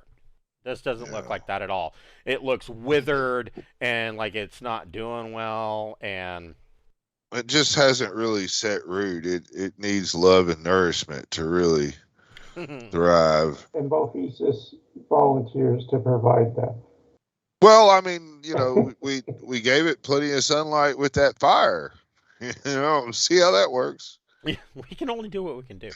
So, you guys moving on towards the radio contact? Absolutely. Okay, so you guys pour back into your ATV, and you continue out. And so George, you're gonna have to make another drive plus dex check. Yeah, I'm good. Ooh. Uh-oh. Oh no, I got +1 for my 8. Okay, you just made it. Yeah, so, I thought that was going to be bad for a second there. It's a little bit of a bumpy ride, but you guys move out around 80 clicks, and you get all the way out, and the ground suddenly, and this is where George almost slips and loses it. The edge of what is rough terrain and what is suddenly smooth terrain, there's a lip there, and the ATV makes a really rough jump, and George has to suddenly correct. And now what you're told you to put your seatbelts on. Right now, somebody spilled the mayo because they were making a bologna sandwich in the back. Oh my god! My beer, I spilled my beer. I spilled my beer. What was rough terrain has now turned into almost perfectly glass smooth driving surface. And looking out the windows, what you see is exactly what was described. On initial inspection, when you first look at it, it looks like similar to what you would have seen at the landing field for Candling Station, where somebody went out with a fusion torch. But then as you investigate it a little bit more as George is driving, it looks more than that. But something more than a fusion torch has fused this ground into a perfectly flat surface. And every once in a while, you see where there are parts of what look like possibly buildings. But even those, the walls of those have been melted and fused with the ground. Weird. So, like melted buildings. Everything around here is just melted into a solid flat surface. And after driving for 80 clicks, you finally get to some what's left of prefab buildings from the first imperial settlement that was put here, where somebody supposedly went crazy and left. And you can see that. Any rads or anything? I mean, we've got a scanner, right? Yeah, you're not picking up any rads. But to your left, you're picking up this rock outcropping that kind of comes and curls up over this flattened plain. And you can see that these prefab buildings were put up kind of in the shadow of this overhang. And these are clearly, the kind of the same material that Candling Station is made out of. They dug up rock, they throw it into a machine, it turns it into concrete and shits out a wall, and then they put it into hollow tubing that they run water and power and communications through, and they build their walls out of that. These are similar buildings, but it is clear that they have been gutted out. Some of the buildings don't have any roofs left. Some of the buildings have like part of a roof, and you can see parked out in front of one of these buildings, and it is perfectly parked, it's not crashed, is an air raft. And this building is kind of like under an overhang of the rock. Okay. And I guess do you guys want to somebody go sensor scans? Yeah, let's. Frankly, you're probably going to detect him faster than any of us. Bocephus, if you want to do your thing, but yeah, we can try to scan for him. Oh yeah, I can detect life. Otherwise, we can just shout through this PA system, see if that brings him. Yeah. Hey, dickhead, are you in here? Yeah, that sounds appropriate. I'll just do a detect life psionics check. Sure. Let's see. My telepathy is 1 and +2 +3. Yeah. And I can't fuck this up. Well, you only need like a 4. Yeah, that's what I'm saying. And yeah, so that's 13. With a 13, yeah, you pick up. Pretty good. So this air raft is sitting there, and then there's this building, and there's this overhang, and the building has no door. It's just and the windows are there. There's no glass left in the windows. It doesn't look like the windows have had any glass in them for 20 years at least.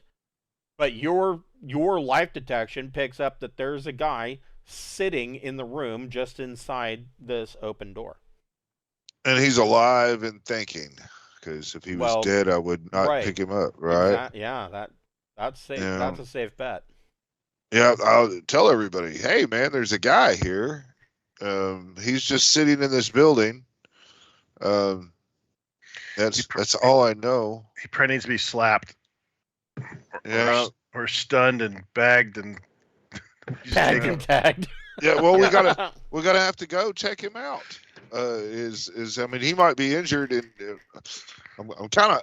That's true.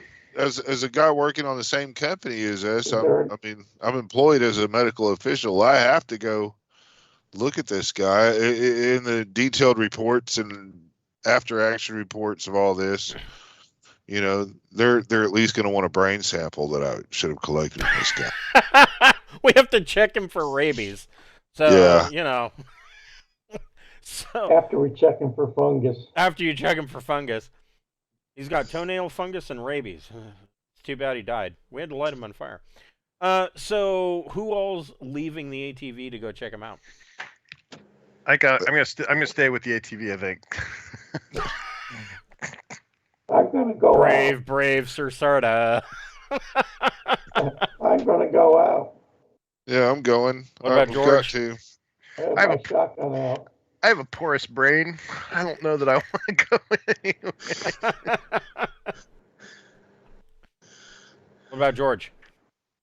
You know what? If Sarda's going to stay, I'll load up. I'll go with Bocephus. I mean, we can't have him out there by himself. That's stupid. Well, okay. Can, but and Jack. So the three of you and Jack exit the vehicle. And of course, as soon as Jack steps out of the vehicle, you hear click, click, click, and the igniter is active on the flamethrower. Good. And you guys step into this small prefab, or what's left of this prefab. The outsides of the prefab, as you get closer, and even the edge of the door, you see that it has been here long enough that this proto moss and lichen from the planet has kind of grown up onto it. And you step inside, and what looks like a portable heating unit is sitting there. It's not on. It's been left here for however many years since this facility was abandoned. In front of it, you see a man crouched down, and he's crouched down on the balls of his feet and kind of rocking back and forth and mumbling to himself. He's not wearing a vac suit. He's not wearing a breather mask. But he looks like homeless shit. This is what he looks like. And I don't think that's the ship's captain. Part of the jacket that he's wearing he does have the jacket is, the sleeves are torn. He looks terrible. But it does have the insignia of, and I have that insignia. It is, hold on, I have this. I finally realized that I did have this. This is the company you are working for. Oops, wrong one. There we go. I need to look and see. You are working for This company. Oops.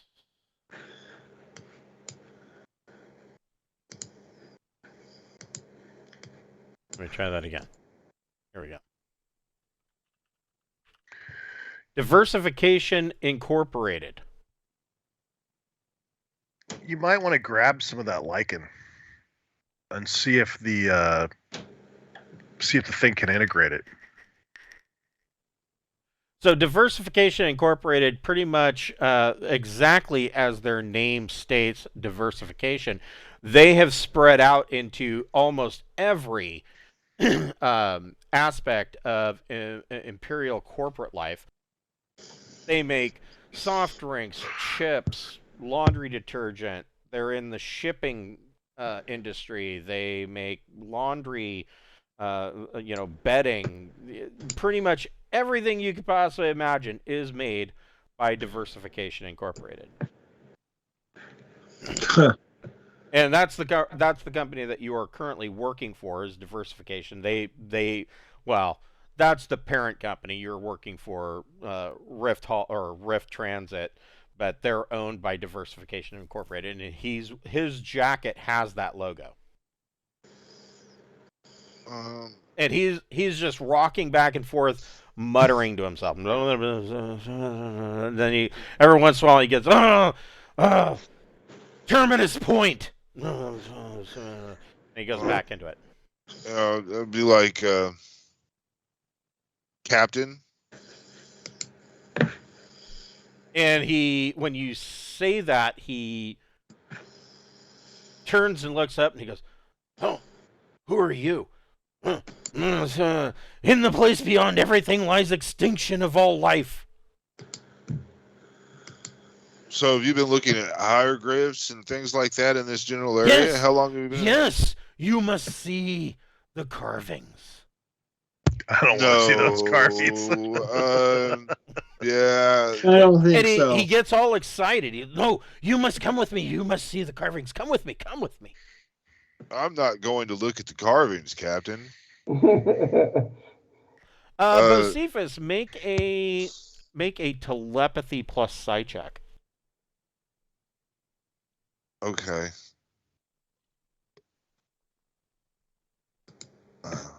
D6 telepathy plus psi. I'm only at 2 now. 7. You are not detecting that this guy is psionic in any way.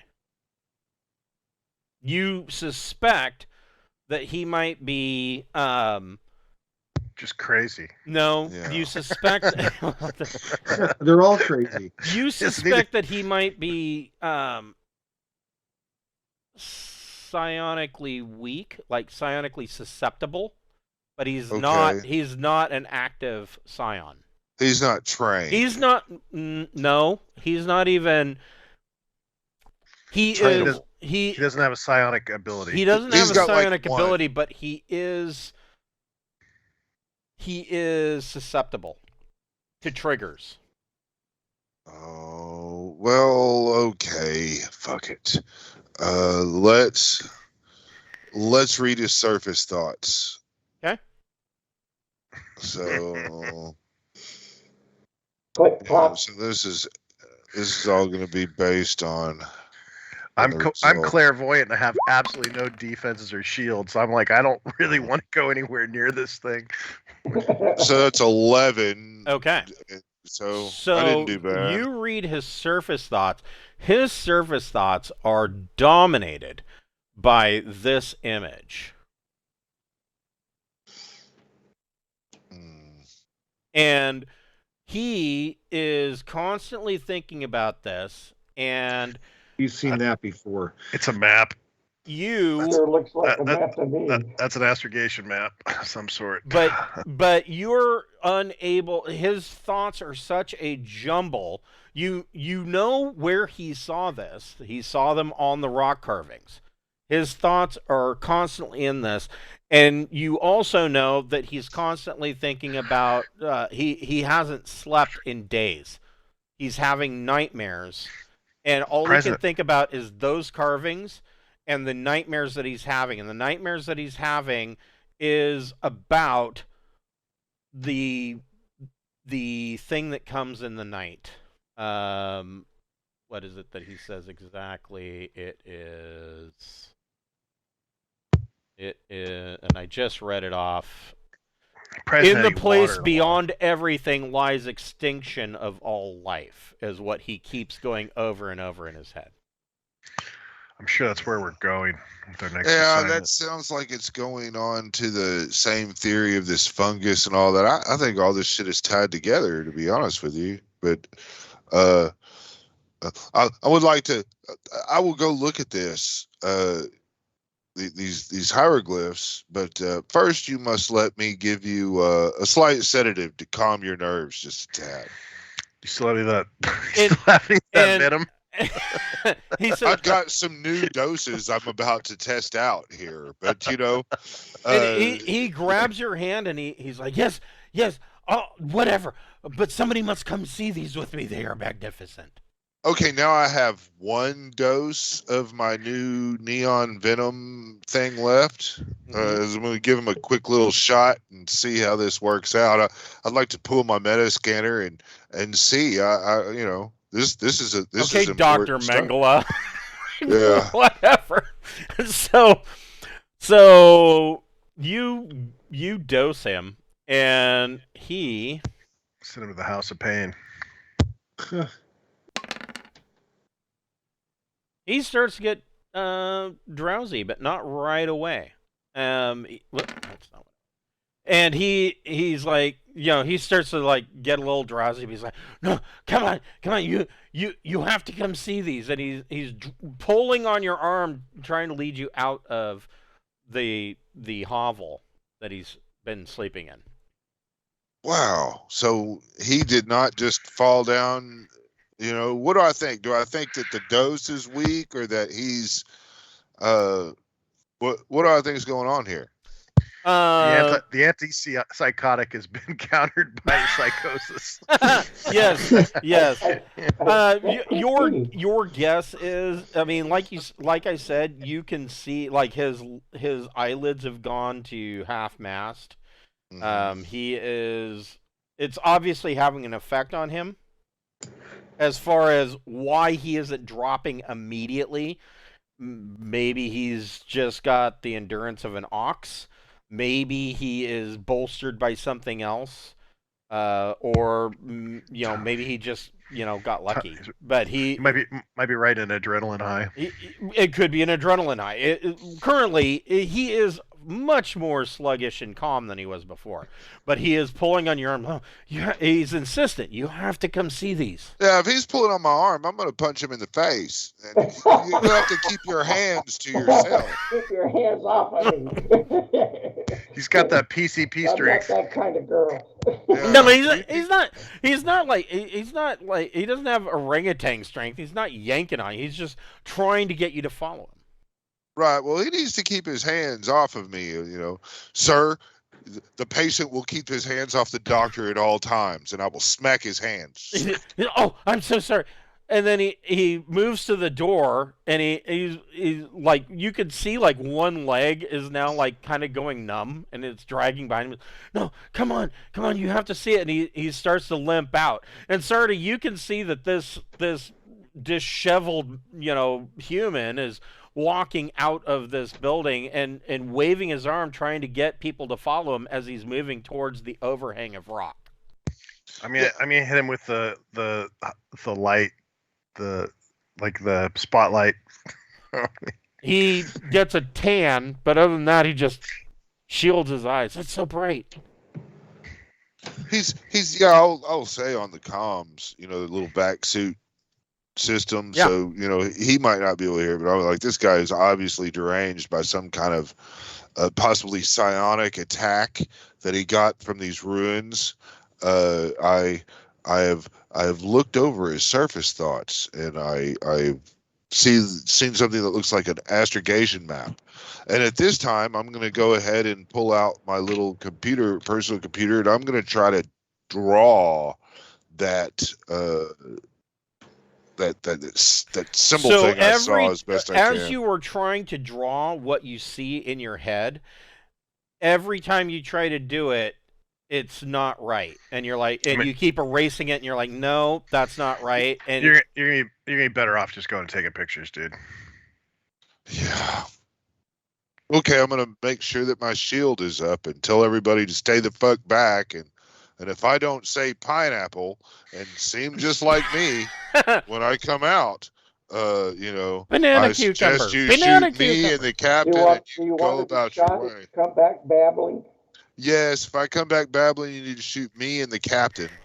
So is George and Randolph following Bocephus and Captain Eric? Yeah, I'm going to follow at a distance, but I'm going to make sure that I'm ready for anything. So, okay. I'm going near that wall. Yeah, I'll tell my stuff step by step as I'm going in. So I'm walking through the door. I'm looking at the shit. He leads you in, and of course, your regular light is overplayed by your ultraviolet light. So, the left side of your helmet looks like it might be ready for a Pink Floyd concert, and the right side looks like you're in a haunted house. And you're looking around, and he leads you into this overhang, which kind of ends up being into like almost a cave. And you realize that this isn't really a cave, that the walls, the entrance to this cave looked like they were manufactured. But they are perfectly curved, and you realize that this was a prefab building similar to the ones that were put up for the Imperial Outpost, but by a much, much more advanced civilization. And you also realize that this overhang and these buildings or these walls have been melted as well. Something hit them with a mega high temperature, and everything melted. And he leads you in, and there is a carving on the rock, and this carving looks like this. George and Randolph need to roll a d6. Okay.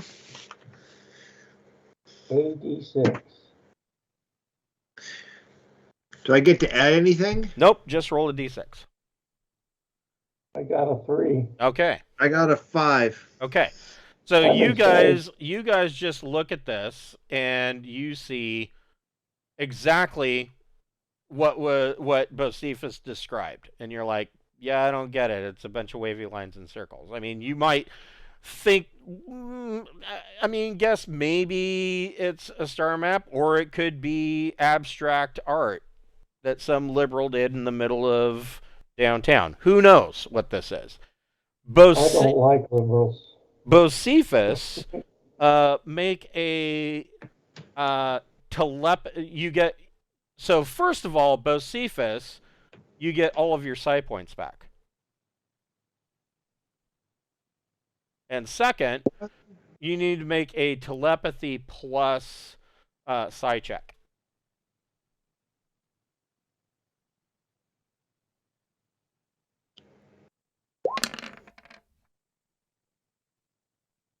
That's pretty good. A 10. 10. Okay. Yeah.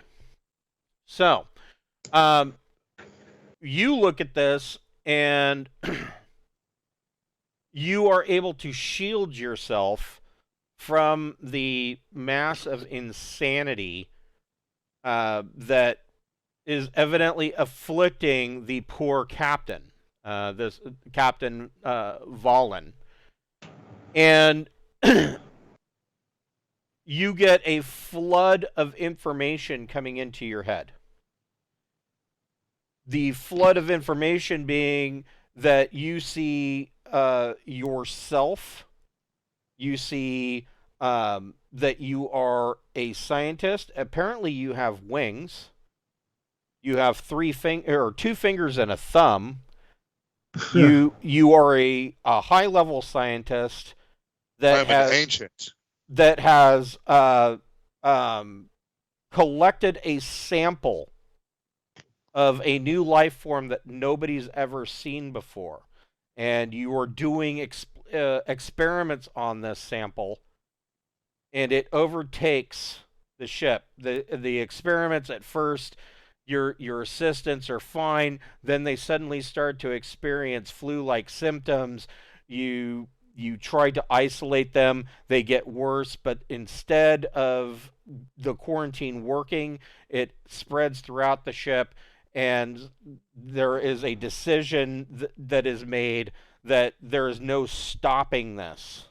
And they realize you have done enough work that you realize that this has come from an asteroid that has traveled from outside of the universe, coming in, or outside the galaxy rather, coming from the edge of the rim, and has come into this space and is going to infect the entire galaxy. If it gets to anything, it will flourish. And so the first thing that you implement is that your crew destroys their colony here on Alpha and literally glasses it with disintegrator weapons. These are beyond plasma. They just glass it. And then as you are taking off, rather than subject anybody else to the infection, they detonate their own ship.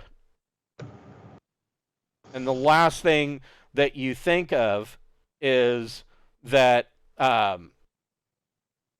in the place beyond everything lies extinction of all life. And then now you need to make a endurance check. See, that's not really my strong suit.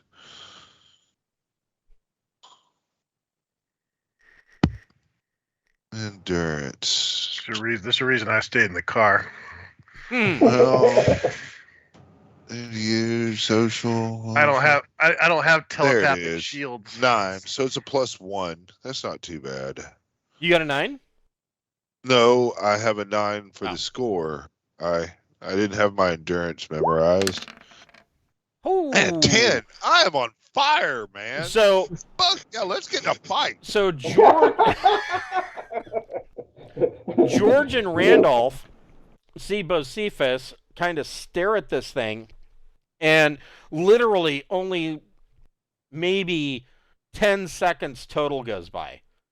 And Bocephus stands up, turns around, and looks at George and Randolph. And, at first you're blinded by the light, but as you guys look closer through the faceplate of his vac suit, you see that he's sweating and he's turned very pale. And he's got a slightly bloody nose. George, do we need to carry him into the ship, back to the ATV? But other than that, Bocephus is fine. But he has a head full of very jumbled thoughts about. So does he look fishy? It's. Yes. I believe it's the ancients. Yes, he looks fishy. I believe this is the ancients, and we have stumbled across a catastrophe that, I mean, they nuke their own ship basically in this whole area and attempt to destroy this. It's apparently they failed. It's still around, and this is fucked up. Yeah, we need to go. It's not good. Shit. It's not good. It's not good. They did not have a solution for this fungus stuff. No, not really. Well, and that's something to carry on from this. I mean, if let's say that you don't know for sure, he's thinking that it was the ancients. If it was the ancients and they nuked the place and didn't have a solution for this, that could be a problem. Yeah, well, I'm telling you, I was a different race, and God. Bocephus, make a recon plus intellect check. Oh, here we go. You had a horrible loss of your blowhole. Blam! That's what I'm talking about. We need to get in a fight. Okay, well, Bocephus doesn't shit his blowhole. No, you're a doctor, so with boxcars, you realize you you know a little bit. I mean, you're a doctor. You know a little bit about what you've read, about ancients' technology.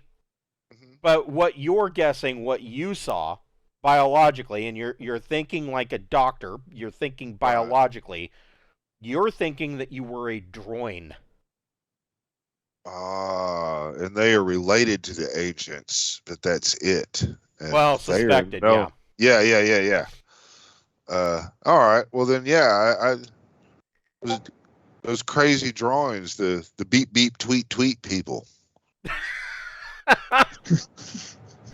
No, not a chirper, a droid. Yeah. Yeah. No, you're suspecting that you were a droid. Right. Well, and all that suspicion and everything else, was I able to glean any insight that, I mean, surely they made some kind of advances that would help me on what's going on or where they're from. They knew nothing more than you know. Their solution was to burn everything and kill themselves. And because they were psionic, they left an imprint here that's been fucking with people. Well, the last part of what you saw when they detonated their ship, you're suspecting that a fragment of that ship was a fragment of the hull or whatever, when it exploded, was caught into the orbit of the brown dwarf of Alpha, and that is because you're thinking that is what came back here to Alpha DBBK1 Alpha, the planet, is what you're guessing, and that's how this infection showed up here. Okay, I'll relay all that to everybody. So everybody, 300,000 years later, this one fragment came back, and the infection picked up where it left off. That's nuts. We've got to do something to destroy this shit, or everything is going to die. But you do have an air raft now. Yeah. So, I mean... So, one of the things that the transponder codes usually will give out is like the last few systems that a ship's been through, and stations and stuff. So it might be a good idea to get, figure out where this thing came from. Like, if it came in through the ship. Where was the ship? Yeah, where was it? You have a couple of options. So yes, you have Eric Vollen, who by this point has now gone night-night. He has passed out, but he's been gone for a while too. But clipped to his jacket is his ident card, so you can. We can access the ship essentially now. Well, I mean, it's in lockdown, but there is a backup code where you can use his ident card and mixed with your code for 4A7 that will then give the authorization to unlock 5A7. It's a back door. You can do that. But we also have the cover card. We can go to the observatory. Yes, now that you have the air raft, you can go to the observatory. The other thing is that you haven't checked out the ops mod of the base. Right. And their computers, along with 5A7's computers, would have more information of what exactly came down here and what transpired. The observatory is the most likely position of where any survivors went, because you know that another air raft went up there. Yeah. So those air rafts, are they designed for 4 people, or are they... I mean, how many people? They are... Because it seems like they're smaller than this ATV that we've got. Well, you've got 6 with him. Nah, hand wave him. You'll all fit inside. Okay. If I remember correctly, yeah, there's 3 seats in the front, 3 seats in the back. Yeah, you'll fit. Yeah, but it's whether we may not be able to take anybody that's up at the observatory. That's the big thing. Yeah. Well, there's another air raft there, so I mean, that's true. Theoretically, there should be a second air raft. And it doesn't look like the captain's got a vac suit, and so I'm worried about whether he's going to be able to handle the elevation. Right. Oh, we're just leaving the captain, aren't we? He's toast. Look, we got to get the guy, the captain. We can leave him. And we have to get that girl if we want to take the girl. Are we gonna? We burn him. I think we ought to burn the captain, man. I mean, he's really been close to the infection site. Burn them all. But we've already been close enough to him. We might as well scan him. Okay, we can scan him, but I mean, he's not moving around a lot. I'm just saying, I don't believe that he's infected. He's been at this site for a long time. Make a medic plus intellect or education check. Yeah, and you can add a +2. I mean, he's crazy, but he's been at this site for a very long time. You'd think that it would have advanced. He's got the splotches. He doesn't, though. Oh, well, his picture had a little splotch on his nose. That could be from drinking. Yeah. He's been picking his nose. Right. Yeah. No, this is Eric Valen. Oh, that's. I mean, all semi-homeless people have blotches on their nose. He's missing his whiskey. It's the gin blossoms. Right. So what'd you get? 14? No, that was your last roll. I was going to say, there's no way you roll boxcars twice, is there? Oh, I'd believe it tonight with his rules. I know, right? Sort of scanner. No, it's a medic. It's a medic check. Yeah, it's medic plus intellect or education. Oh, okay. Well, then, I'm sorry. There you go. 12. I was okay. A little bit slacking. He scans as clear. All right then. The medical scanner does come back and tell you that there is an alteration in his brain scan. He's probably severely dehydrated and malnourished and needs an IV. And crazy. Yeah. No, he's undergone a psionic attack. That's what happened to the other person that went crazy. Yeah, it says that there is an alteration in his brain scan, and and the scanner comes back as recommendation unknown. Burning. And it's just flashing unknown. Right, but I mean, it's not the fungus. No, it's not the fungus.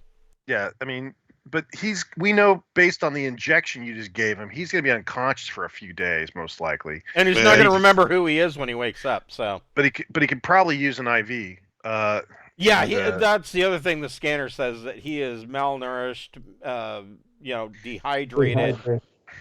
Wouldn't we have to take him to the ship in order to do anything? In fact, the scanner's coming back like, he needs nourishment. That's a, imperative. But he's not coming back as needing Lotrimin. How far a trip was this to our ship back? 80 kilometers. All right. Which, I mean, if the six of you get into a air raft, I mean, we can cover pretty quickly. Yeah. So we could do that. We could throw him in a low berth. We can pump him with put an IV in him, throw some peanut butter down his throat, and then stick him in a low berth. Yeah. And just park him, on the low low berth. His blood glucose is coming back at 25. I'm fine with that. Yeah. We can try to add some parts to him too. I've got some laying about. Let's give him some new eyes. Yeah. Oh, just more eyes. More eyes. Yes. He's one of the back of his head. Yeah. So yes, let's do that. Let's bring him back. Let's put him in a low berth so that we don't have to worry about him. Because I don't really want to leave him on our ship. I mean, you don't want to leave this guy conscious somewhere. We'd have to babysit him at all times, and we're going to put him on low berth on his ship, right? I don't. That means we'd have to get. I don't want to break the seal on his ship. Period. If we don't have to. Well, you're gonna have to break it to get her her off. Yeah, but I mean, you've got. So this is your ship. You've got low berths. Yeah, I'd say throw him in our low berth. Throw him in our low berth now before we risk contamination going into his ship. All right. But if he spookily comes out of this low berth, the advice of the ship's doctor is to kill on sight. Burn him. Burn him down. I'm gonna get a hand flame. Well, I mean, my heart says burn him, but my mind is scanned him and all that neat shit. He's not infected. Frozen people are unlikely to get up and start to walk around. Right. I mean, otherwise we'd be talking to Walt Disney, because I would think you'd have a little bit of sympathy. You just experienced what he did. So, I mean, you know exactly what he's dealing with. Yeah. No, I mean, yeah, you the difference being is that because of your psionic shielding, you were able to shield yourself from that influx of massive information. He was basically a nobody that was susceptible to it, and it just flooded his mind. Oh, I feel bad that happened to him, but I mean, it's the same as I feel bad as when a guy, gets hit with a semi truck. He's not the same person anymore, and the humane thing might be just to let this insane fruitcake pass, because he is not ever going to recover. The history says it. That's true. The rumors that you heard is that the original researcher that saw these, she never recovered, and she was in an institute for 10, 15, maybe 20 years before she died, and they were never able to make any advances. Now, keep in mind, psionics are illegal in the Imperium, and if she was in a legal functioning psychotherapy unit, they didn't have that kind of stuff available to her. If she was in a Jodani psychotherapy with a trained telepath who could possibly help her recover. Oh yeah, just keep me working on this crazy doctor. I know this dude's going to go next time Horizon on us. Space, we just drop him off and say fix him, pick him up in a few years. I'm expecting us to walk in and he be in a room or something, and he'll have his own eyes gouged out, and he'll be walking about and trying. He's going to go full Event Horizon on you. Yeah, that's what I'm. Yeah. Fucking Jack will be strung by fish hooks into the galley, all dissected. So you guys are going back to your ship, and you're going to throw them on ice before you head up to the volcano. Is that your general plan? Have I got that figured out? Let's rehydrate him a bit and then throw him on ice. Yeah, we'll put some fluids in him. Okay. 2 bags of IVs. Yeah. So, I mean... A little makeup job on him so he doesn't look so... Well, I mean, that's all part of, going into a low berth. You have to plug him in, and there are bags and stuff. Bocephus, go ahead and make a medic plus intellect or education check getting this guy in. There we go. Man, it's just rolling. 12. There you go. Ooh, nice. Yeah. So, you get him set up, and you... shut the freezer lid, and you set him up. He is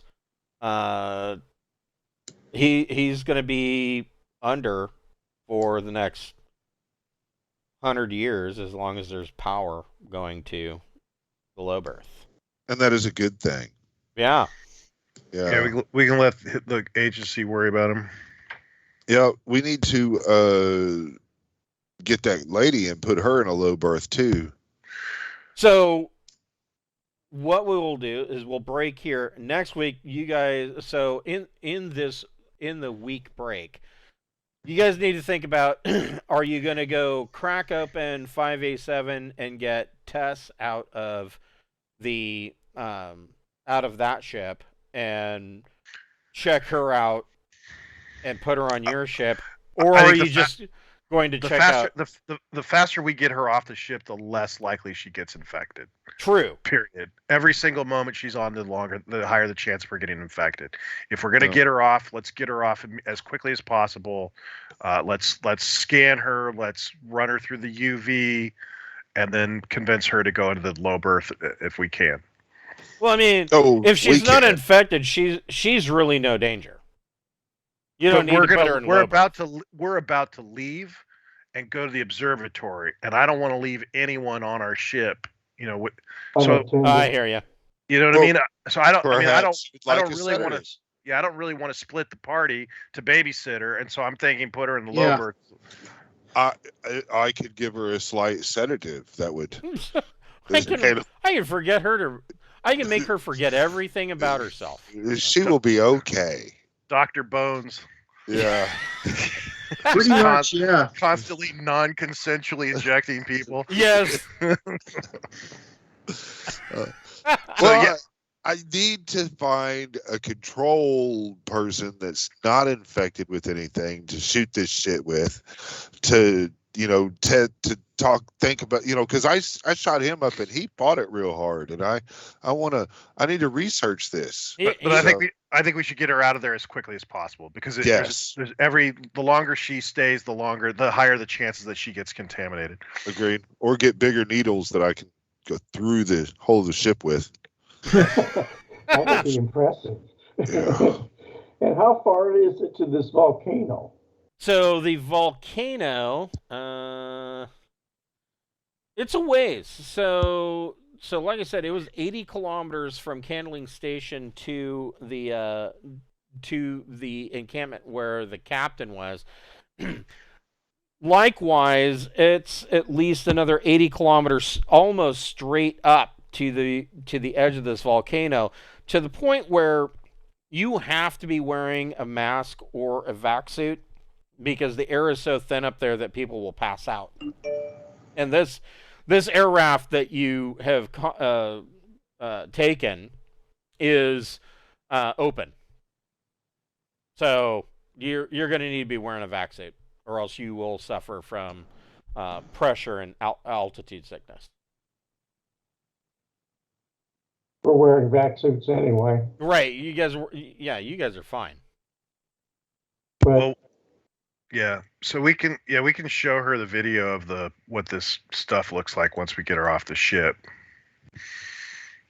Okay. So next week you guys will pull TAS off, and you can do as much investigation on the ship as you want, but it sounds like you probably just want to get her off and get the fuck out of there. Yep. And then move on, and screw their ship. Maybe set the reactor to penetrate the containment bottle and just let a whole station burn. We need to destroy that. Do we want to do anything with their computers? It wouldn't be a bad idea. I mean, copy their logs or something. Yeah, copying the logs. Maybe she can do it while she's on the bridge. And like I said, you guys haven't investigated the ops mod or anything, so you don't know what kind of data is stored in the computers on Candling Station. I don't know if you care, but there could be more information there for you too. Sure. I mean, you got a couple of options for next week before you decide to head up to the volcano and possibly complicate your life with more people. You could investigate further here. I probably would like to investigate further around here before we go try to get more people that, Yeah, I just want to get her. Yeah, I just think of priority-wise, removing the possibility of her getting, I'd hate to let her sit on that ship for an hour longer and she gets contaminated. Right. Yeah. So we can get her and give her some knockout juice and stick her in the thing, and she'll be okay, and she'll come out of it in a week or two. Yeah, Yeah. Or a month or two, or. Well, right. We don't know how good this batch is, but I made a pretty nice little venom sac. Right. All right. Well, we will pick this up next week, Friday night at 7 o'clock. We will pick up with Deepnight Revelation, and we will further explore the infection of Candling Station. Yeah. I don't like this place. I don't like the fact that our future mission is probably to go to this place. The origin of this place. The future mission is going to be so much more interesting, trust me. There's a lot of interesting stuff coming up for you guys. Well, cool. All right. I will see you guys next week then. You betcha, Chris. Thank you very much. Have a good night. Enjoy the rest of the weekend, guys. You're welcome. Have a good night, guys. Perfect. Take care. You too.